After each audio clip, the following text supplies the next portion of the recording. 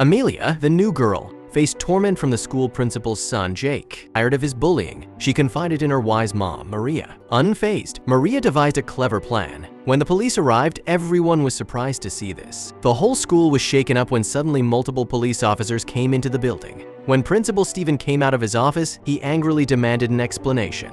But instead of getting one, he was actually greeted by a fresh pair of handcuffs that were slammed around his wrist. He could barely believe it. But before we start, smash the like button and make sure to subscribe if you haven't, and hit that notification bell so that you won't miss any new stories.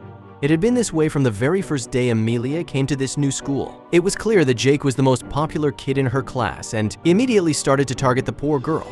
And of course, when the most popular kid chooses somebody to bully, a lot of other people in the class will follow soon. And this is exactly what happened. It started with some spitballs and insults, and before the first day even ended, Amelia had run out of the classroom crying because every child in the class was making fun of her. And what she did not understand was that the teacher was not doing things about it.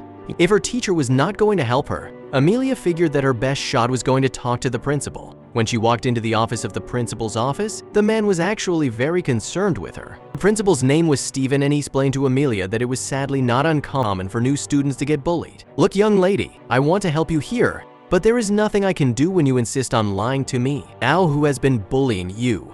Now the principal got so animated that he stood up behind his desk and pointed to the door. He told Amelia that she could leave now and only come back when she was ready to be honest with him. Amelia was baffled, but when she walked out of the principal's office, tears streaming down her face, she noticed something that would explain a lot to her. On the display cabinet in the corner of the principal's office, there was a large family picture of him, and Amelia immediately recognized this child. It was Jake. The principal was most likely Jake's father. Of course, he did not want to hear that his son was a bully.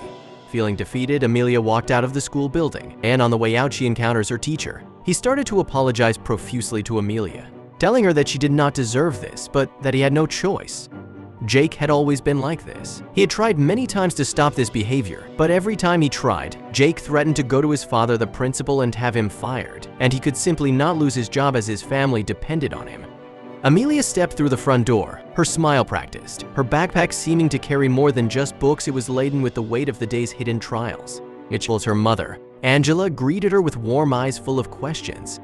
But Amelia navigated the conversation with the skill of an actress, ensuring her mother saw only the character of a girl adjusting well to her new school. The bully's words were carefully locked away as she recounted a version of the day stripped of its venom, a seamless facade of an ordinary first day. Days turned to weeks, and Amelia's mask became her constant companion.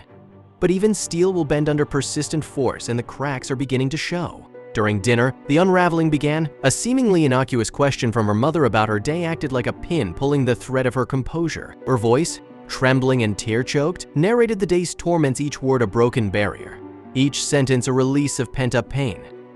But first, she simply held Amelia, her embrace a fortress, her whispered vow a promise of action. No more would her daughter face this alone. They would stand together against the tide, come what may. Later that night, the house lay silent, but Angela was a sentinel awake, her mind a whirl with strategies. Her instincts as a mother melded with her skills as a social worker, each thought honed by a dual dedication to her child's welfare and professional justice. In the cool light of morning, Angela donned her new identity, a badge declaring her an intern, her guise as meticulously crafted as any actor's. She entered the school's halls with purpose, her role to serve as her eyes and ears. Angela knew that to protect her daughter, she must become a part of the world that had wounded her, blending into the background to become the silent guardian Amelia needed. Hidden in the anonymity of her intern role, Angela kept meticulous records, and each jotted note was a snapshot of Jake's aggression, a log of incidents that no one else seemed to acknowledge. With a heavy heart, the teacher shared his observations, confirming Angela's darkest concerns. He too had been caught in the undercurrents of fear and complicity. With careful precision, captured the echoes of Jake's harassment, each recorded word a testimony to the hidden agony of those who suffered in silence. These recordings were more than just audio files, they were the voices of a buried reality, clamoring for recognition and demanding change. As the investigation deepened, a more sinister layer began to surface, one that extended beyond the classroom dynamics. Whispered rumors and half-acknowledged truths hinted at a corruption intertwined with the bullying, a rot at the core of the school's administration. Angela stood before the school board, her resolve as palpable as the stack of evidence she laid before them.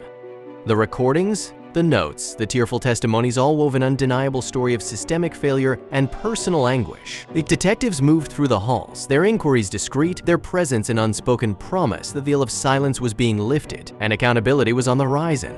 As investigators delved deeper, the school board's initial concerns swelled into a tide of anxiety. As the investigation deepened, damning discovery was made. The meticulous veneer of Principal Stevens' respectability began to crack as the authorities unearthed a network of financial inconsistencies linked directly to him.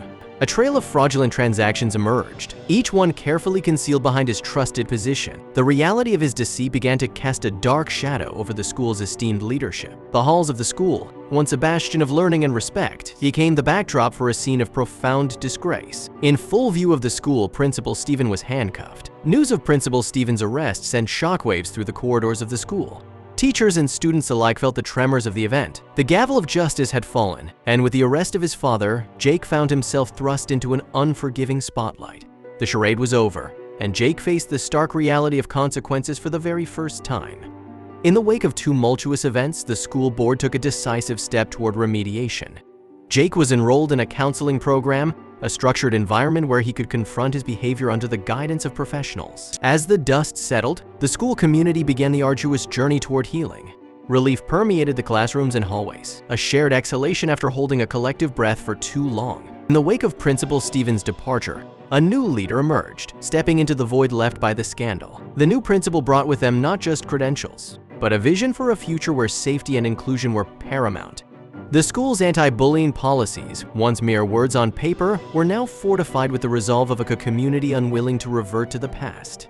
The community celebrated the fortitude of individuals like Angela and the once silent teacher, who had stood firm in the face of intimidation.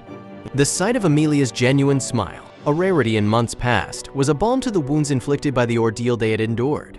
As her daughter reclaimed her place in the school, free from the shadows that once loomed, Angela's relief was tinged with pride for the quiet strength they both had shown. Amelia stood on the cusp of new horizons, the turmoil of her past now receding into memory. The experiences that had once threatened to define her had instead forged a strength and spirit that would guide her forward. With each step she took, she carried with her the wisdom of the ordeal, a reminder of where she had been and the boundless potential of where she could go.